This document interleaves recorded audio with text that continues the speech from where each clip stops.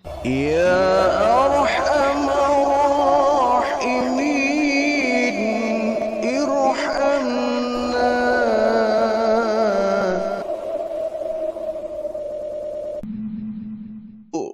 Sahabat dari baginda Rasulullah sallallahu alaihi wasallam yang kiprahnya cukup diperhitungkan di dalam penegakan dakwah Islam di masa baginda Rasulullah.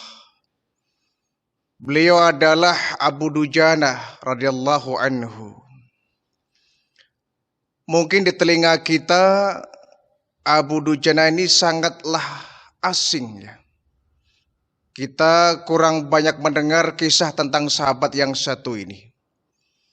Namun sungguh pun demikian, Abu Dujana adalah salah satu sahabat baginda Rasulullah yang dia merupakan pejuang Islam yang sangat gagah berani, yang sudah berjuang, berkorban, mendukung perjuangan baginda Rasulullah dalam menegakkan agama Islam. Nah, Abu Dujana satu di antara sahabat Nabi yang kehidupannya sangatlah miskin. Hidupnya sangat sederhana, bahkan yang dimakan adalah yang di hari itu ditemukan. Bahkan anak istrinya terkadang merasakan kelaparan yang sangat teramat. Tetapi Abu Dujana memiliki satu prinsip yang sangat luar biasa. Kami lebih baik miskin, lebih baik kelaparan, daripada harus memakan makanan yang bukan haknya. Ini luar biasa. Lebih baik kami miskin, lebih baik kami menderita kelaparan, daripada perut ini harus kemakan benda yang tidak halal, milik orang lain yang bukan haknya. Itu Abu Dujana.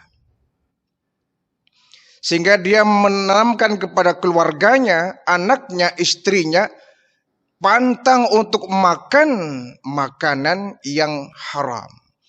Pantang perutnya terisi oleh benda-benda yang tidak dihalalkan oleh Allah Subhanahu wa taala.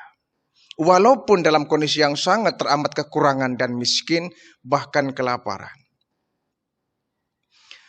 Untuk itu, ada satu pemandangan yang membuat Nabi itu terheran-heran kepada Abu Dujana ini. Kenapa? Setiap hari, setiap kali selesai sholat subuh, beliau pasti langsung pulang. Habis salam, selesai, langsung pulang. Tidak duduk sebentar, tidak zikir, tidak urid, tidak baca doa. Begitu salam, langsung pulang. Salam, langsung pulang. Dan ini setiap hari, setiap kali sholat subuh. Tanpa disadari oleh Abu Dujana ini, baginda Nabi memperhatikan. Ini Abu Dujana kok aneh ya. Setiap subuh aku perhatikan dia selalu selesai salam langsung pergi. Salam langsung pergi. Nah akhirnya karena Nabi itu penasaran, satu kesempatan Nabi kemudian berbincang-bincang dengan Abu Dujana. Wahai Abu Dujana, labaik ya Rasulullah. Bolehkah saya bertanya? Apa ya Rasulullah? Saya ini heran dengan kamu. Setiap subuh kamu selalu selesai salam langsung pulang. Salam langsung pulang. Ada apa? Apa kau enggak merasakan ingin dekat dengan Allah? Apa kau enggak betah di masjid? Apa kau enggak punya kebutuhan kepada Allah? Apakah enggak punya hajat kepada Allah? Apakah memandang zikir wirid doa itu enggak penting? Aneh, setiap subuh pasti aku perhatikan kau begitu salam langsung pulang. Ada apa? Abu Dujana kemudian menjawab, wahai Rasulullah, maafkan saya. Saya ini orang miskin, wahai Rasulullah. Lalu aku enggak mau anakku, istriku makan makanan yang bukan haknya. Apa maksudnya? Begini wahai Rasulullah. Di samping rumah saya, tetangga sebelah saya, itu memiliki pohon kurma yang tangkai dan dahannya menjuntai sampai ke halaman saya. Sehingga kalau pagi itu pohon kurma tadi menjatuhkan buah-buah kurma itu, berjatuhan. Buah kurma itu berjatuhan dan berserakan di halaman rumah saya. Lalu saya nggak mau ya Rasulullah, ketika anak saya bangun, istri saya bangun, melihat di halaman banyak berserakan kurma milik tetangga saya, yang kemudian mereka memakannya. Jadi saya begitu selesai subuh langsung pulang, khawatir ketika saya masih di masjid, anak saya sudah pada bangun.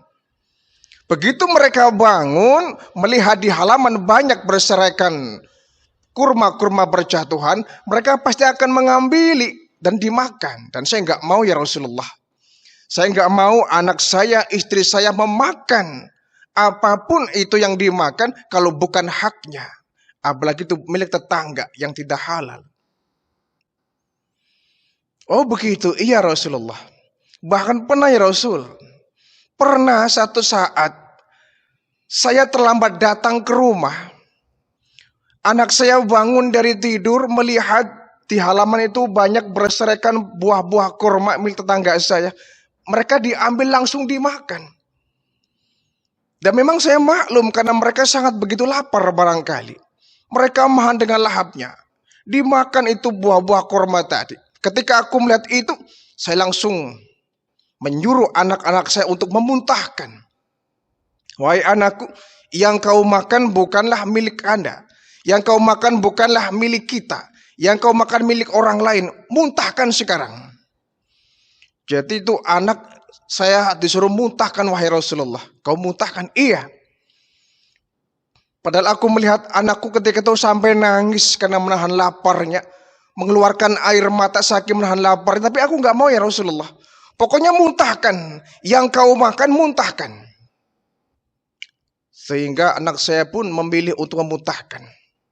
Wahai anakku, walaupun kau sampai mati akibat kelaparan itu lebih bagus buat kamu daripada perutmu kenyang memakan yang bukan hakmu.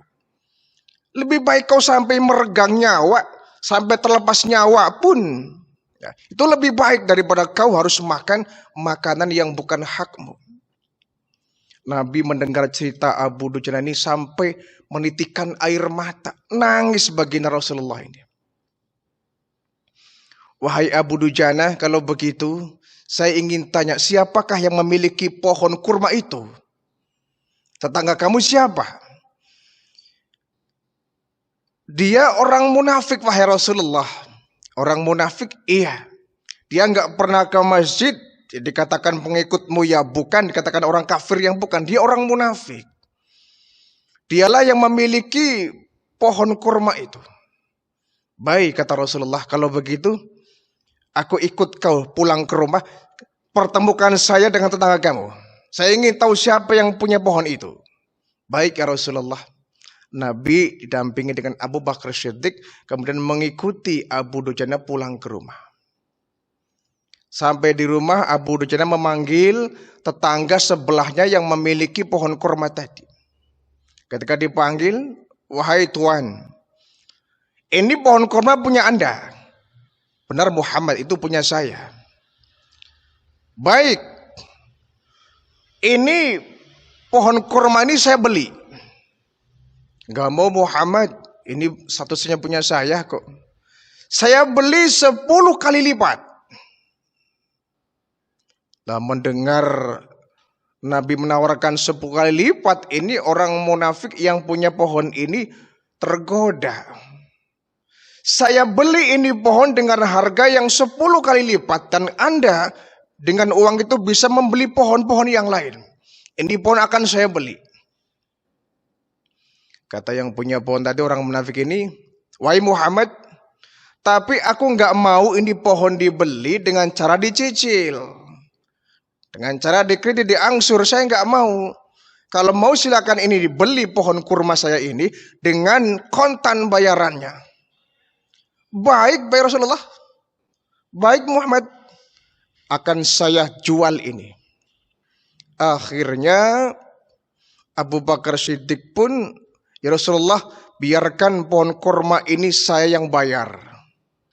Nah, kemudian Abu Bakar Siddiq pun membayar pohon kurma ini. Nah, Abu Dujana ini sangat senang, bahagia luar biasa kalau begitu. Besok umpama pohon kurma ini berjatuhan buah-buahnya dimakan oleh anak-anaknya, tidak akan menjadi sebuah masalah.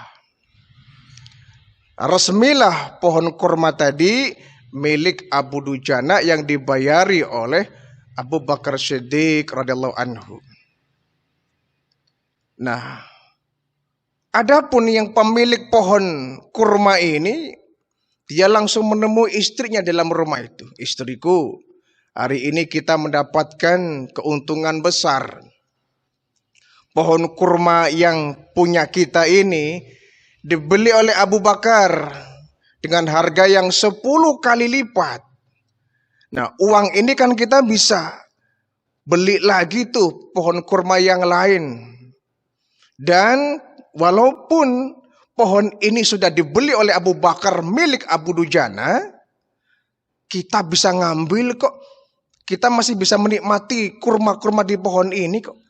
Nah, nanti kalau pagi hari ketika buah-buah kurma ini berjatuhan, kita ambilin. Sebelum diambil oleh anak-anak keluarganya Abu Dujana. Kita kan masih bisa mendapat keuntungan itu. Ini pemikiran jahat dari orang munafik sang pemilik pohon kurma ini. Nah, pagi-pagi buta lah sebelum keluarga Abu Dujana mengambil, ya, memunguti, menikmati buah kurma ini, kita dahuluan. Yang jatuh kita ambilin semua. Kita masih mendapatkan keuntungan. Kita masih untung. Ini pikir dari sang munafik ini. Nah, tibalah keesokan harinya menjelang fajar subuh, terjadi satu keajaiban yang di luar akal manusia. Pohon kurma yang semula tumbuh berdiri tegak di halaman orang munafik ini, tiba-tiba keesokan harinya sudah berada di halaman rumah Abu Dujana. Sudah berpindah dengan tanpa ada bekas galian, tanpa ada bekas gergajian, alami pindah, tidak ada bekas apapun. Tanah pun tanpa ada bekas galian sedikit pun. Alami, tidak ada berubah sedikit pun, hanya pohon tadi berubah posisinya dari semula di halaman rumah orang munafik ini beralih di halaman Abu Dujana.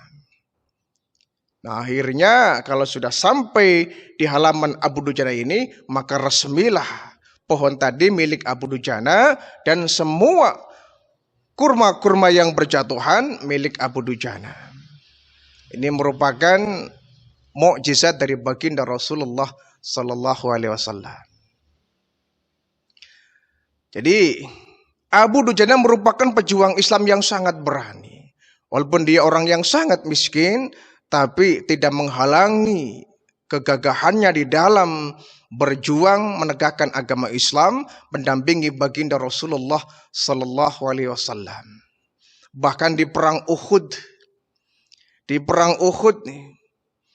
Abu Dujana menjadi tameng badan baginda Rasulullah. Beliau selalu melindungi badan Nabi dari serangan anak-anak panah. Semua anak panah yang melayang mengenai badan baginda Rasulullah hanya kena ke punggung Abu Dujana. Jadi Abu Dujana ini tidak mau kalau sampai badan baginda Rasulullah ini terkena anak panah. Bahkan ketika memulai perang Uhud ini, ketika Rasulullah menyiapkan pasukan-pasukan muslim, tiba-tiba baginda Rasul mencabut pedang, menghunuskan pedang, kemudian diacungkan kepada para sahabat. Wahai sahabatku, pasukan-pasukan muslim, siapa yang berani memenuhi hak dari pedang ini? Siapa yang berani menunaikan hak dari pedang ini. Wah, para sahabat nih, pasukan-pasukan muslim ini kemudian banyak yang merespon. Banyak yang ingin mengambil pedang tadi. Tapi baginda Rasulullah tahu siapa orang yang tepat memegang pedang tadi. Nah, Abu Dujana bertanya kepada baginda Rasulullah, "Ya Rasul, apa yang engkau maksud? Memenuhi pedang ini, hak dari pedang ini apa ya Rasulullah?" Kata baginda Rasul, hak dari pedang ini adalah menumpas pasukan-pasukan muslim, pasukan-pasukan musuh muslim maksudnya ya, orang-orang kafir sampai pedang ini bengkok. Itu hak dari pedang ini. Menumpas musuh-musuh Allah, musuh-musuh pasukan muslim, ya, sampai pedang ini bengkok. Itulah orang yang sudah memenuhi hak dari pedang ini. Diambil oleh Abu Dujana, "Ya Rasulullah, saya sanggup menggunakan pedang ini." Nah, kemudian sejarah menceritakan bahwa di perang Uhud ini Abu Dujana yang begitu gagah luar biasa pemberani memegang pedang Rasulullah, menembus barisan pasukan kafir, diterjang begitu kuat, membabat dengan begitu hebat pasukan-pasukan kafir sampai mereka bergelimpangan sampai masuk ke tengah ya, pasukan kafir ini. Kemudian sampai menemukan Hindun ya, ketika Hindun ini belum masuk Islam, dia merupakan motivator orang-orang kafir untuk membangkitkan semangat menyerang pasukan muslim. Sampai di tengah-tengah pasukan Islam itu, di situ ada Hindun sedang memberikan semangat. Cuma Hindun kan perempuan. Ya. Abu Dujana tidak mau bahwa pedang ini melukai perempuan. Kan dalam peperangan tidak boleh pasukan muslim ya, yang melukai perempuan ataupun anak-anak. Sehingga banyak pasukan-pasukan kafir yang dibabat habis oleh Abu Dujana ini. Kemudian di perang Yamamah ya. Perang Yamamah itu di masa kekhalifahan Abu Bakar Siddiq radhiyallahu anhu. Di mana ketika itu banyak bermunculan ya, ketika wafat baginda Rasulullah, Nabi wafat, kemudian berdirilah kekhalifahan yang dipimpin oleh Abu Bakar Siddiq. Nah, di masa itu banyak orang bermunculan nabi-nabi palsu. Orang yang mengaku menjadi nabi dan rasul. Nah, di antaranya yang paling terkenal adalah Musailamah Al-Kadzab. Musailamah ini tokoh pertama yang mengaku diri menjadi nabi dan rasul. Dan bukan hanya itu, Musailamah memiliki pengikut yang banyak. Pengikutnya banyak luar biasa. Nah, ini kalau dibiarkan akan berbahaya. Bisa-bisa umat Islam yang semula menjadi pengikut baginda Rasul bisa murtad beramai-ramai. Nah, Abu Bakar Siddiq sebagai seorang khalifah tentu tidak tinggal diam ya. Ini harus diambil tindakan yang tegas. Maka dibentuklah pasukan ya, dipimpin Khalid bin Walid untuk menumpas kaum-kaum murtadin yang mereka dipimpin oleh Musailamah Al-Kadzab sebagai nabi palsu.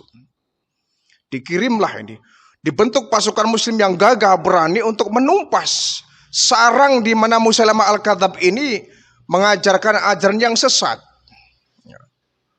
Digeruduk oleh pasukan muslim, ini Musailamah Al-Kadzab dengan pasukannya tunggang langgang.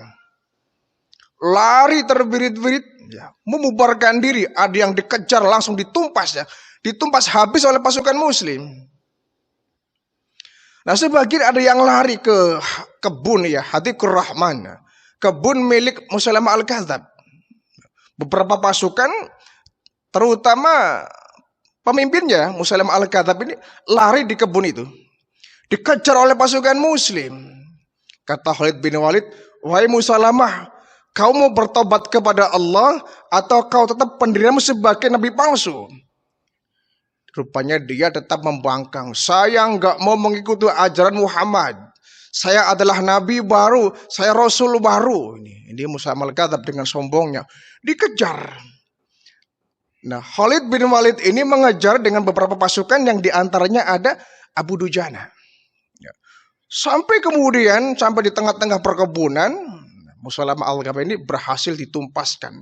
Ditikam dari belakang, ya, dipanah punggungnya, sampai kemudian tumbanglah Musailamah al-Kadzdzab ini.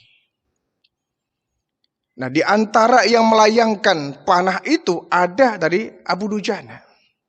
Tetapi dalam perang Yamamah ini juga merupakan akhir kehidupan dari Abu Dujana.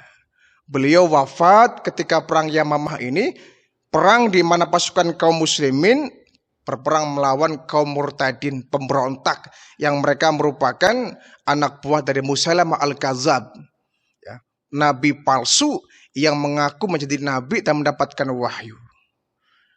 Inilah merupakan akhir dari kehidupan Abu Dujana radhiyallahu anhu, yang beliau sudah mempertaruhkan nyawanya, sudah berjuang berkorban di dalam penegakan syariat agama Islam.